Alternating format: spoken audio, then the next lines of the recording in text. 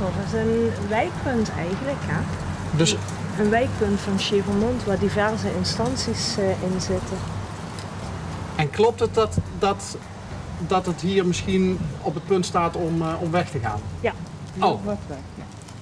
dat is al zeker? Ja. En u werkt hier ook? Ja, vrijwilliger. Oké. Maar waarom maakt de buurt zich daar zo druk over? Omdat het wijkpunt moet blijven. En het pand is eigenlijk van Radar. En Radar is een zorginstelling. En voor Radar is het pand te duur. Want het geld moet dan van de cliënten komen en dat is eigenlijk niet terecht.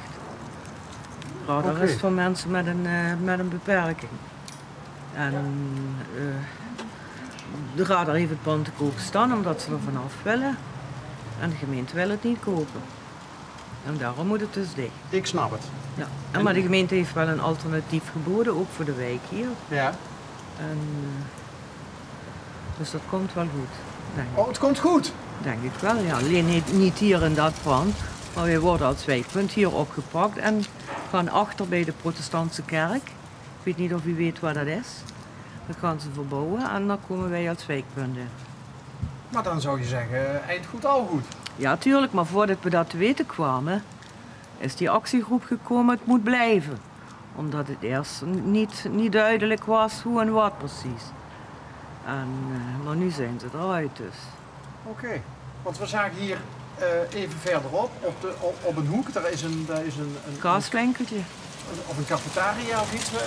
Maar daar hing echt een heel groot spandoek. Ja, dat is de kaaswinkel. En die kerk, de protestantse kerk, ligt er precies tegenover. Oké. Maar als het is opgelost, dan zou je toch zeggen van de mensen... Moeten we al die dingen van de ramen gaan pakken nu? Dat komt zeker ook nog wel, ja. Oh, dat komt nog? Ja, als het bekend is. Iedere groep hier is uitgenodigd. Afgelopen vrijdag op de gemeente. En dan hebben ze uit de doeken gedaan hoe het allemaal in elkaar zit en wat ze gaan doen. En dat was het dan. Oh. Dus iedereen was vrij positief. Dus, ja. En u blijft ook gewoon vrijwilliger dan? Ik blijf bij, want ze nemen me niet in loondienst, nee. Ik blijf gewoon vrijwilliger, ja. En u? Medewerker van Radar. Oké. En die moeten ook verhuizen. Ja, en die horen ook wel dadelijk wanneer en waarheen. Oké. Maar u werkt bij... Maar blijft het dan ook bij Radar? Wat blijft bij Radar? Het wijkpunt? Nee, Dat niet. Voor mij staat dat los. Ik ben gewoon een werknemer van Radar. Ja, maar de mensen die hier nu terecht kunnen, die kunnen straks ook op die nieuwe plek terecht? Op die nieuwe plek terecht. Alles, iedereen. Alle activiteiten die nu hier ook zijn. Handwerken, tabletles, ja, noem maar op, alles. Mensen voor een kopje koffie te drinken, voor een hapje te eten. Dat komt straks allemaal op de andere plek. Oké. Tja. Wat een vreemd verhaal. Ik blijf het vreemd vinden. Hoezo? Nou ja, dat je nog overal in de buurt die posters ziet hangen. En, Ja, en goed, dat u zegt dat het opgelost is. Wanneer is ons dat verteld, dat het pand dichtging voor de vakantie? Ik weet het niet exact meer wanneer.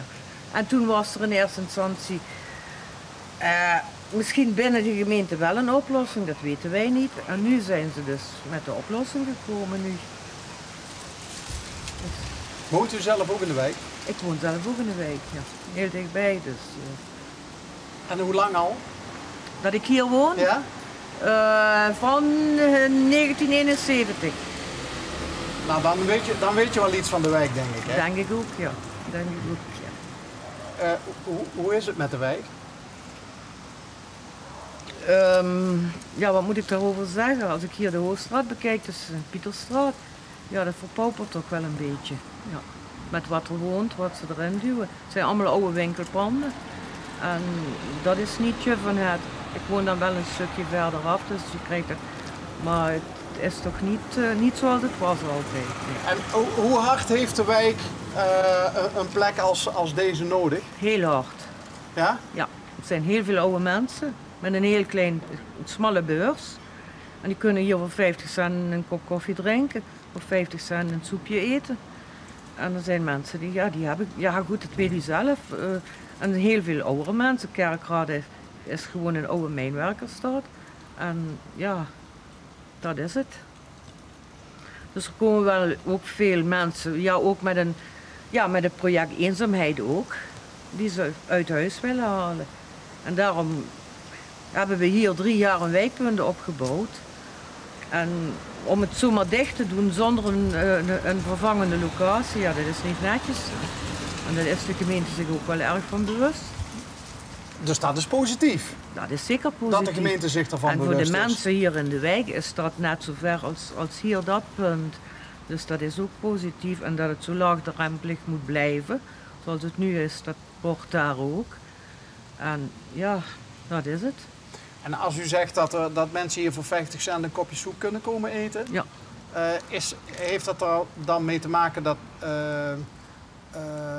We moeten er niks aan verdienen, we moeten uit de kosten komen. Maar Een heeft dat, beetje overhouden is ook netjes, maar voor de rest. maar daar doet u dan weer andere leuke dingen voor, met het geld wat er Bijvoorbeeld, daar koop je iets voor in het wijkpunt of in de kantine of zo, noem het maar op. Wij doen het als vrijwilligsters, dus nog een paar man meer. Dus dat kost in wezen niet veel, alleen maar stroom, gas en voor de rest. Maar niet. hier een kopje soep komen eten voor 50 cent, doe je dat dan als wijk? Dat is op donderdag, dat doen wij als wijkpuntje. Maar dat is op meerdere plaatsen in de Kerkrade. Maar is dat tegen de eenzaamheid als ik dat hier zou komen doen? Of is dat omdat ik zelf geen kopje soep meer kan betalen? Ik denk dat het een project is voor de eenzaamheid tegen te gaan. Dat je mensen zo uit, want je weet ergens waar iets te eten is, dat brengt mensen samen. Ja. Ja. Hoe goed wordt dat bezocht? Ja, toch wel goed bezocht, ja. Ja. En dat wordt weer gemaakt door mensen van Mondriaan, De soep. de soep. Ja. En dat zijn mensen met een beperking. Mensen van Mondriaan zijn mensen zoals u en ik, die een psychisch probleem hebben op het moment. Mondriaan is van het vroegere Welterhof, dus dat zijn mensen met psychische problemen. En dan zou het maken van soep een therapeutische werking moeten hebben. Die zitten hier 3 keer in de week, van 10 tot 4. Open inloopspreek Die hier. soep maken ze ook hier. En dan maken zij ook ene dag in de week maken zij die soep hier. Ja. Dus uiteindelijk begrijp ik uit uw verhaal dat de soep niet zo heet wordt gegeten als dat die Ja, misschien is opgediend ja. de afgelopen tijd. Maar vroeger deden dat andere mensen die soep maken, maar door werkzaamheden enzovoort is dat veranderd. En toen heeft Mondriaan het overgenomen. Hey, en u bent hier in 71 komen wonen, hè? Ja, Dat was in de tijd dat de mijnen nog open waren, hè? toen waren Althans, de dat ze mijnen nog niet allemaal dicht waren. waren ze nog niet allemaal dicht. Was u getrouwd met een mijnwerker? Nee, mijn man was in het onderwijs. Dus was heel iets anders. Ja. Mijn schoonvader was wel op de mijn, maar wel op het hoofdkantoor. Niet als Niet onder de grond. Nee. Maar die is daarna nog omgeschoold naar de belasting. Ja goed, en toen de mijnen dichtgingen is hij naar de belasting omgeschoold. Ja, En voor de rest... oké. Ja, Kerkrade is gewoon een veel oude mensen. Ga maar eens in het centrum kijken, daar zie je het. Nou, ja, inderdaad, daar komen we nu net vanaf. Dat Maar is dat het probleem van Kerkrade dan ook? Ik denk, ja weet ik niet, wat noem je een probleem? Nou ja, de vergrijzing. De vergrijzing. Ja. Het hoeft niet per se- Heel veel jeugd trekt weg, omdat er geen werk is. Er is geen alternatief gekomen voor de mijnen, niks. Dus ja. Maar goed, die mijnen zijn al heel lang dicht, hè? Ja, maar er is ook wel heel lang hoge werkeloosheid hier. En er is weinig of niks gekomen. Defensie, ja, die zijn ook weg. Er is weinig werk hier. Ja. Dus Hoe ziet u, want dit is dit Kerkrade? Chevremont? Chevremont, ja. Ja, Chevremont. Chevremont, dat is Kerkrade, ja. Chevremont is Kerkrade, ja. Ja, We kennen ook Limburgs met elkaar. ja praten is dan. goed, ja. Maar waar kom je voor 1971 vandaan? Ik ben van Aanraden. van Haanrade. Ja, dus dat is Heidelberg, ja. Ja. Ja, goed, dat is ook in de buurt. Ja, nee, eigenlijk anders. Ja, is toch wel een beetje apart, hoor. Waarom is Haanrade apart? Ja, goed. Veel familie van elkaar woonde daar. Er was maar 1 straat of 1,5 straat. Ja, inmiddels is het heel groot bijgebouwd. Ja, dat was toen in mijn tijd niet. was alleen maar de Meuselstraat en een stukje Harderberg en dan had je het gehad. Richting grens, Bralsbruggerhof, daar kom ik vandaan. Ik moet net zeggen, want het is niet meer zo ver naar de grens, hè? Nee, want mijn ouders zouden door een boerderij en achter de boerderij is naar je grensovergang gekomen. Ja. Dat was het einde, een beetje einde oefening zeg maar, Ja. met het boerenbedrijf. Ja. Dus je ziet van de boerderij eigenlijk? Ik ben naar de boerderij, ja. Veel kindertoes? Nee. Ik ben maar alleen en ik ga naar een broer. Dus, ze schijnbaar ging het niet veel vroeger. Nou! Ik weet het niet, ik zou het niet weten. Ik ken ook andere verhalen over grotere gezinnen. Ja, dat zou kunnen, ja. Was het wel leuk, opgroeien op een boerderij? Ja, vind ik wel. Nu uiteindelijk wel. Ja, vroeger moesten we wel eens flink aanpakken, maar dat was niet helemaal zo. Maar ja, ik kan niet zeggen dat het niet leuk was. En veel familie? Want het waren eigenlijk maar 2 straten, zei je. In Hameren. Ja, dat waren Gidder en de Koosgidder en dus Was dat gezellig? ja, vind ik wel, ja.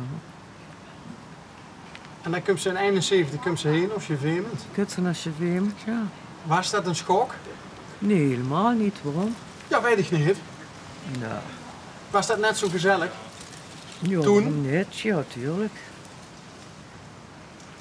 Want als ze nou overdag heen door Chevement reist, ja, dus is bijna niemand meer op straat. Was dat vroeger anders? Vroeger had je hier heel veel winkels. Op Chevermont. En op Hander zelfs, heel veel winkels. Er was niks meer. Nergens niks. Waarom ziet je dit gaan doen? Vrijwilligerswerk. Veel iets te doen te hebben. Ik ben 7 jaar alleen. En in het eerste jaar had ik nog een hond. Ja, die laat je ook niet de hele dag alleen. En toen ben ik op zoek gegaan om iets te doen. En dan ben ik hier terechtgekomen als gastvrouw. En hier heb je dan iets opgebouwd. Wat je met eten in het wijkpunt. Het wijkpunt is er nu 2 jaar. Ja, dat wordt nu in november 2 jaar. En ja, dat was het verhaaltje in het kort dan. Dus eigenlijk zit je ook een beetje gastvrouw voor de week. Misschien, dat weet ik niet, dat zie ik niet.